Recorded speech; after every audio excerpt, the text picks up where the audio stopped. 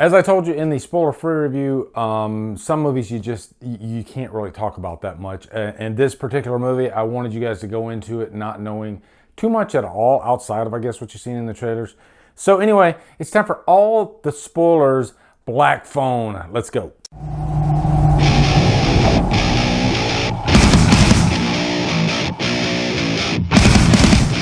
What's up, guys? Welcome to a very laid back, all the spoilers for The Black Phone. I just went and seen this for a second time with my family, actually. My kids, Mike and Jess, they hadn't seen this movie yet, and I had a good feeling they were gonna love this. I don't know, you know how you just get a certain vibe from your family members on whether they'll like a movie or not? Because we don't always agree on movies, my kids and me. But I just had a feeling this was one that we were all going to agree on.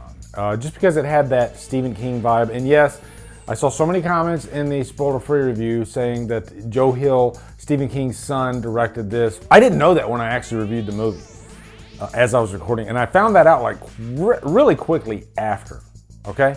But a lot of you guys always alerted me, if you don't say something in a review, you will get 17 comments of people telling you what's up. For example, when I reviewed Elvis, I made the mistake of saying Elvis's mother died when she was 42, and I found out by you guys that she died when she was 46. But I would just say maybe, you know, if you're jumping in a review like maybe a week after it's already put out, maybe skim through those comments, because more than likely the correction that you're going to make has already been corrected, okay? Don't want to sound like a dick, but 17, 18 comments, she was 46, asshole, you know, it's not the end of the world, not the end of the world, but that's okay. See, I'm starting off on a wrong foot. I've already pissed off half my audience. Happens every time. You know, must be in all the spoilers. But real quick too, I went on to Twitter because I like to get you guys interactive with these things, and I said, let me know what what was your favorite part of The Black Phone. Derek Smith, he says, I was surprised by how deep the story was, and of course Ethan Hawke was terrifying. I'm going to be talking about Ethan Hawke too, because there's a lot of mixed opinions on, I guess, just the grabber in general. Stephanie, she says, I don't know where to begin. It was a really good movie. Loved the dynamic between Finney and Gwen. We're definitely going to be talking about that. But the ending was everything you could want. Oh my God, a crescendo, right? Jesus. Ethan Hawke was amazing, and I'd go as far as saying he would make a great Freddy Krueger. That's a good point, actually, Steph. Just skimming through it, because I can't read all these, okay? But just skimming through, like Stevie Quick, the ending so damn satisfying. Real David Wilk, Gwen steals it, you know. The acting by the children was top-notch, Natalie D. And Victoria, she says they absolutely nailed the 70s feel. I'm glad you brought that up, Vic. Yes, they certainly did. It seems like lately, even with like Stranger Things and this movie and X, people just want to harken back to like the 70s and the 80s. Really, that 70s feel, early 80s feel, it's just infectious. You know, it's irresistible, and you can't help, because I think it just catapults you to a different time period. You know, and when you're taken out of the current time period, which, let's face it, some people probably don't like the current time period we live in. Sometimes social media, it can be a great thing, but it can also be a bad thing. So I think I can understand why people want to go back to that time period. I was a teenager in the 80s, okay? Be very jealous. It was a great time to be a teenager. Matter of fact, those kids that are in Stranger Things, I was the exact same age as what they are portraying in that time period, you know? So like season 4, 86, I'm pretty much the exact same age. So those kids are probably bound to graduate in like 90, 91, which is when I graduated. I've already talked way too long about my stuff. Also, quick shout out to James Sweet. He sent me this shirt. It was in the last Drumbox video. This Jason Lives. This might be one of my favorite all-time Friday the 13th t-shirts. You guys have outdone yourself with this design. It looks amazing. Definitely check out Jason Lives. It's on YouTube. It's phenomenal. I think you'll enjoy it, and a nice little surprise there in the end too. All right, so let's jump into the spoiler review. Now I can actually talk about what I want to talk about. First off, I guess the overall vibe of this movie, you'll notice pretty quickly it's set like in the Midwest. It's set in Denver, in that time period, and it really showcased what family life was like. You know, you have this father that he seems very abusive, and If you had to guess the trajectory of his character throughout this movie, you would have thought that he would have been portrayed in a very, very negative light all the way through, up until the end. And there would be kind of a build of, I guess, just how much of an abusive father he is, you know? You'd get sprinkles of it in the beginning, and then by the end, it would just like, I guess, kind of explode. They didn't do that. They went the more realistic approach and showed that this is just how life is. Sometimes people live with parents like that, and there isn't an arc to that, you know, to that person, to that character throughout life. They stay the same way, and they are apologetic at times. They don't like who they are often.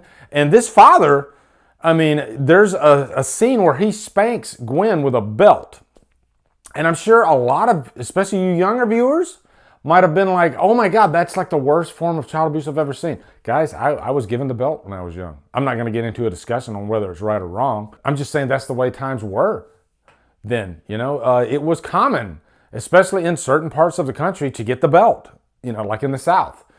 And that's pretty much what I grew up in. Not saying it's right or wrong, but I like that they portrayed this particular instance in the movie just as it is. It is what it is. You know, there's not going to be any great revolution by the end of this movie concerning the father, except for by the end of the movie, he feels bad. He says, I'm so sorry to his kids, because, you know, he's grateful to get his son back. Because most of the time in a situation like this, the kid's not going to make it out. That's just the nature of it, you know.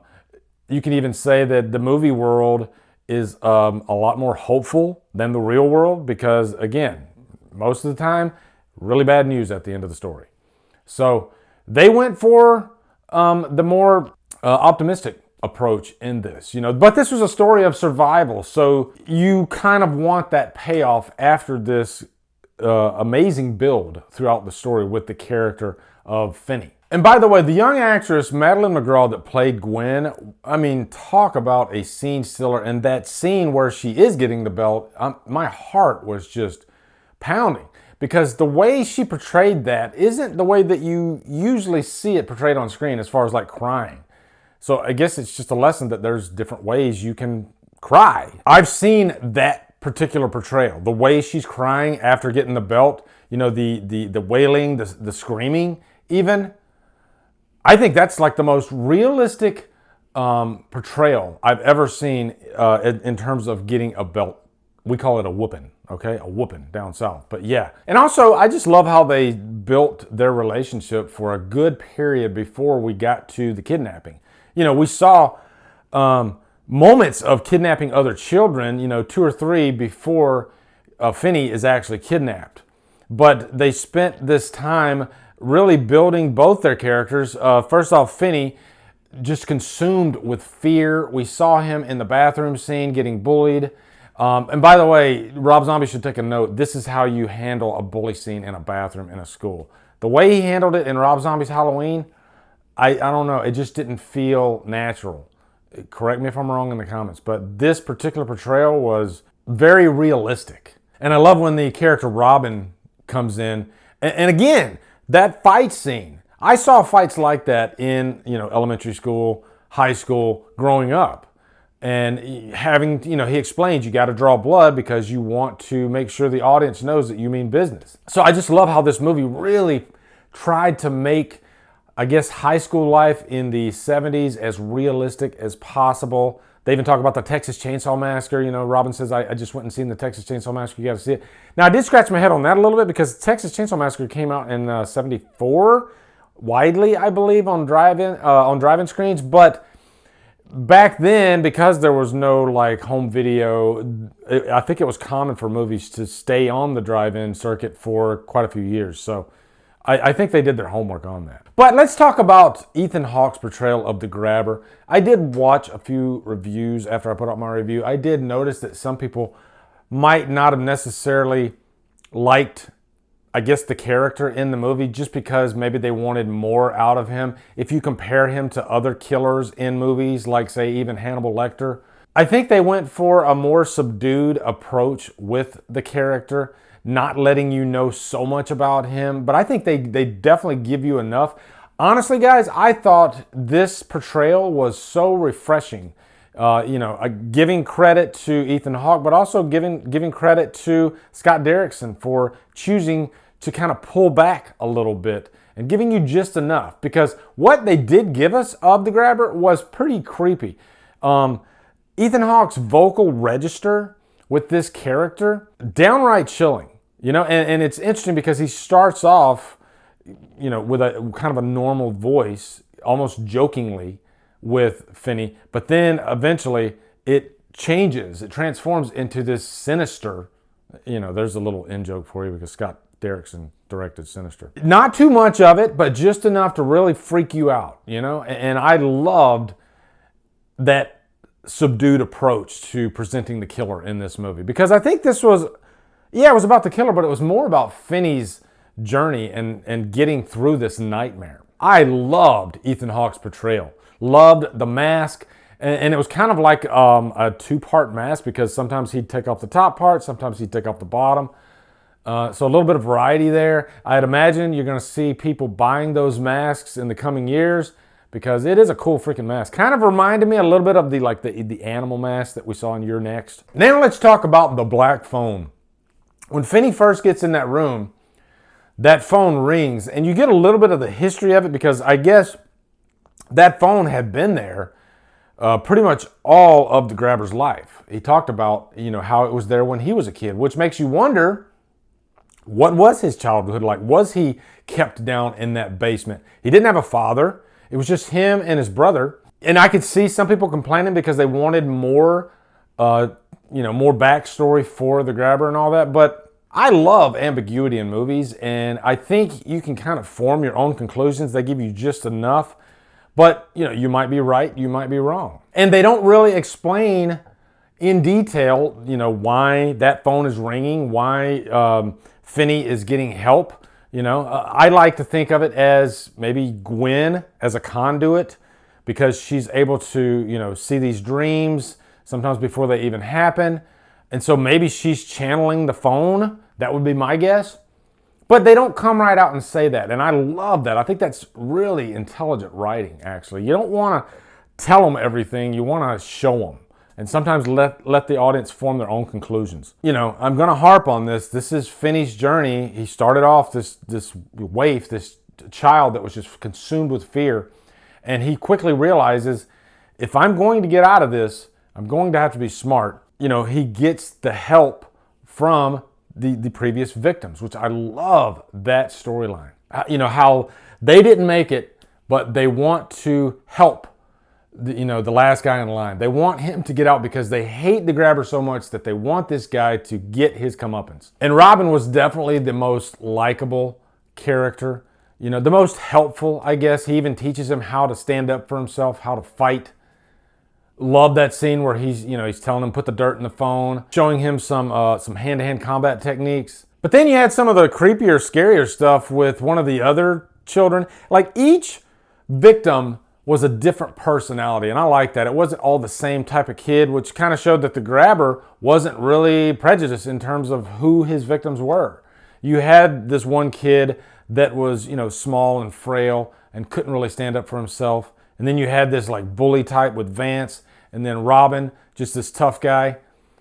Good variety there. And it worked out because each person offered their own techniques, their own strengths for Finney to use. But the small kid was more the horror element of the movie. You saw that scene with him levitating with his body, blood all over him. That was where I kind of tied it with Pet Sematary too, which I wonder if that was a nod to Joe Hill's father, Stephen King, because you have that character standing there with blood all over his face and everything, and he's trying to help Finney. Now, let's talk about the final act of this movie, because I think more times than not, the best horror movies out there tend to have a kind of a crescendo type of final act, a build throughout. They never let up. Sometimes they can be slow burns, but they don't bore the audience. They're constantly laying the train tracks in front of you, so that way when you get to the end, which I would call the cliff, This is where it all comes to a head, though. You know, you have the grabber coming down. This is where the rubber meets the road. Finney has to stand up and be smart about the situation. And, you know, luckily he's able to get out of there. Through her dreams, her visions, she's able to lead the police to what we think is the house where Finney is. This is where I compared it to Silence of the Lambs, because if you remember at the end of Silence of the Lambs, you had two different locations and you're fooling the audience into thinking it's one location.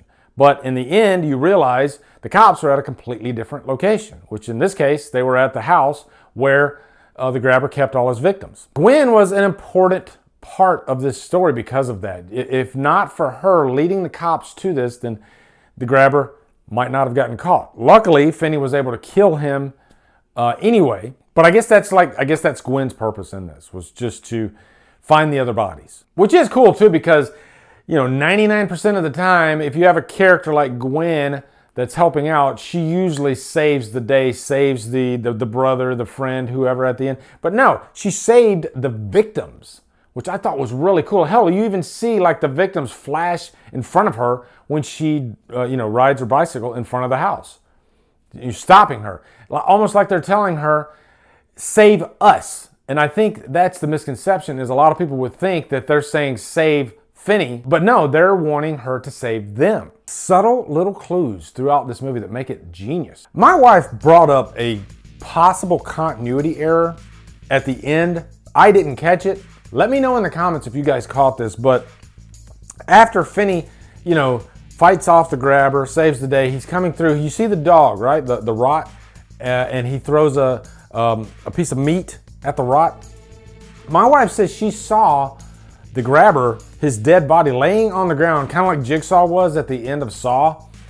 He's laying on the ground in a pool of blood. I didn't catch that at all, because if you remember, he was in that hallway in that hole, because he broke his ankle, and I thought that's where he was left. So that would result in either two things. One, Finney dragged his body, which they didn't show that. Or two, maybe they filmed an alternate ending to this and somehow the editing got a little bit messed up. I don't know. Let me know in the comments if you guys noticed that, though. I'm curious. It almost makes me want to go watch it for a third time just to see if I can catch that. But guys, man, I freaking adored this movie. It was so good. I'm still debating on if it's either number 1 or number 2 for the year, because currently I have X as number 1. I don't know. This might be number 1. I'm just still not sure. Funny enough, I just watched X again yesterday. They're so close. So they're like almost tied. And funny enough, they're both set in the 70s, which is cool. So yeah, sticking with my rating, Trapped on an Island for this movie, for sure. Fantastic. Freaking fantastic. Bravo, Scott Derrickson. Let me know what you guys thought of Black Phone in the comments. Looking forward to hearing them. Also, be sure to come over to Killer Flicks, where we talk horror all day and every day. And on Fridays, we do Free For All Fridays. Follow me at Drumdums on all my socials. Support me on Patreon. Buy me a coffee. Anyway, guys, thank you so much for watching. Have a good day. Drumdum out.